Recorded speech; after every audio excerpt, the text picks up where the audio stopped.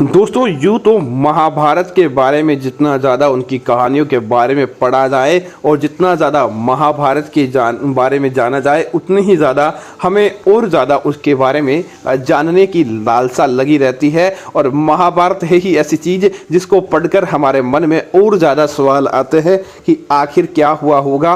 और दोस्तों महाभारत की घटनाएं वास्तव में ऐसी सत्य बातें हैं जो इसके परिणाम आज भी 5000 सालों बाद भी देखने को मिलते हैं।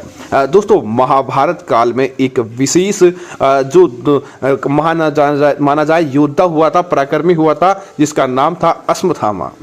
दोस्तों अश्वत्थामा कौरवों की सेना में एक ऐसा हुआ था जिसका दोस्तों दोस्त पांडवों को भी था कि अगर पांडवों ने सोचा कि अगर अश्वत्थामा यहाँ है तो दोस्तों वह कभी भी इस युद्ध को जीत नहीं पाएंगे।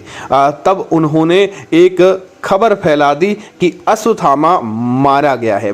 अश्वत्थामा दोस्तों जिसके प्रमाण आज भी मध्य प्रदेश के दूर एक बुरहानपुर जिले के असीरगढ़ किले के अंदर देखने को मिलते हैं। बाद में बताएंगे ये क्या इसके तत्व आज भी देखने को मिलते हैं। उससे पहले गुरु द्रोण थे, उनके पुत्र थे अश्वत्थामा। अश्वत्थामा से गुरु द्रोण बहुत ज़्यादा प्रेम करते थे और गुरु द्रोण जो कि कौरवों की तरफ से लड़ाई लड़ रहे थे और गुरु द्रोण को हराना, उनकी नियमों को हराना बहुत ही ज़्यादा कठिन था क्योंकि गुरु द्रोण के पास बहुत ज़्यादा शक्तियाँ थी। इसी वजह से अश्वत्थामा उनके मुख्य योद्धा थे जो कि बराबर पांडवों के साथ टक्कर ले रहे थे। एक बार तो यह हुआ था कि उन्होंने सारे 5 पांडवों की सिर काट दिए और अश्वत्थामा इन सिरों को ले जा रहे थे। तब पता चला कि यह 5 पांडव नहीं है, कोई अन्य कूटनीति है। इस प्रकार से अश्वत्थामा को वरदान प्राप्त था और उनके मस्तिष्क में एक मणि थी जिसकी वजह से इनके अंदर एक बहुत ज़्यादा पराक्रम उनके अंदर था।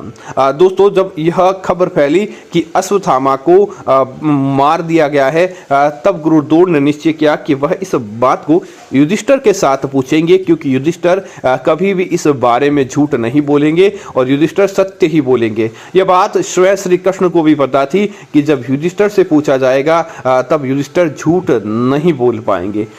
तब उन्होंने बात की अर्जुन से कि आप एक हाथी को मार दो जिसका नाम अश्वत्थामा है और युधिष्ठिर को यह बात बता दो। तब उन्होंने ऐसा ही किया, एक हाथी को भी मार दिया जिसका नाम अश्वत्थामा था और युधिष्ठिर को यह बात पता थी। जब गुरु द्रोण ने युधिष्ठिर से पूछा क्या अश्वत्थामा मारा गया, तब युधिष्ठिर ने कहा कि हाँ बिल्कुल अश्वत्थामा मारा गया। आगे की बात न तो युधिष्ठिर ने सुनी और न द्रोणाचार्य ने कही और वह अपने ही जगह पर उन्होंने सारे हथियार त्याग दिए, उन्होंने सारे धनुष आदि त्याग दिए और अपनी हार स्वीकार करने के लिए लग गए। इसका बहुत बड़ा परिणाम हुआ। यह बात सुनकर जब अश्वत्थामा को यह बात पता चली तब अश्वत्थामा उनसे लड़ाई करने के लिए अनुज पुत्र गोमती के पास गए और उनकी जो गर्भ के अंदर पल रही संतान थी उसको समाप्त करने के कार्य जब अश्वत्थामा ने किया तब भगवान श्री कृष्ण आए और उन्होंने उसके मस्तिष्क की मणि को निकालकर उसके पुत्र को बचाया और साथ ही साथ अश्वत्थामा को एक श्राप दिया कि कलयुग के अंदर भी तुम्हारी मृत्यु नहीं होगी और तुम इसी प्रकार इस संसार के अंदर भटकते रहोगे। तो दोस्तों उस श्राप के कारण आज भी अश्वत्थामा, सारा महाभारत काल हो गया, सारे काल हो गए, लेकिन अश्वत्थामा आज भी संसार पर भटक रहे हैं और युगों युगों तक लोगों को इसके परिणाम देखने को मिलते हैं। अब बार बार इसके प्रमाण अश्वत्थामा के देखने को मिलते हैं। इसी वजह से दोस्तों ऐसा कहा गया है कि अश्वत्थामा आज तक जिंदा है। दोस्तों बात करें उसके प्रमाण की तो दोस्तों मध्य प्रदेश के दूर एक बहुत प्राचीन नगर है बुरहानपुर, जिसे खांडव देश कहा जाता था पहले।